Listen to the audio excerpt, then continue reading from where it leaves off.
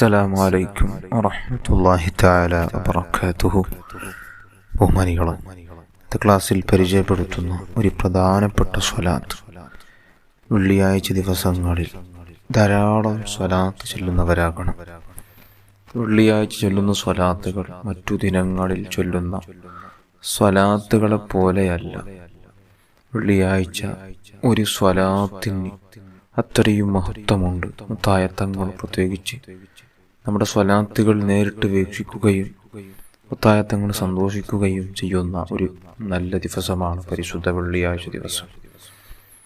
വെള്ളിയാഴ്ച നാം ചെയ്യുന്ന ആരാധനകളുടെ കൂട്ടത്തിൽ അല്ലാഹുവിനേറെ ഇഷ്ടപ്പെടുന്ന ഒരു കർമ്മം കൂടിയാണ് സ്വലാത്തുള്ളത്.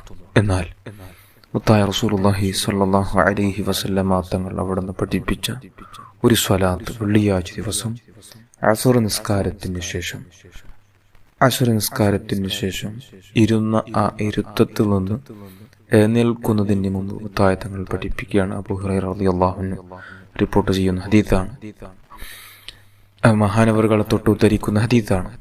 മഹാനവറുകൾ മുത്തായ തങ്ങൾ അവിടെ നിന്ന് പറയാണ്, വെള്ളിയാഴ്ച ദിവസം അസ്ർ നിസ്കാരത്തിന് ശേഷം ഇരുന്ന ആ ഇരിപ്പിൽ നിന്ന് എഴുന്നേൽക്കുന്നതിന് മുമ്പ് 80 മറ 80 തവണ ഒരാൾ ഈ സ്വലാത്ത് ചൊല്ലിയാൽ 80 തവണ ഈ പറയാൻ പോകുന്ന സ്വലാത്തിനെ ചൊല്ലാണെങ്കിൽ അദ്ദേഹത്തിൻ്റെ 80 വർഷങ്ങളുടെ പാപങ്ങൾ അല്ലാഹു തആല പുറത്തു കൊടുക്കും.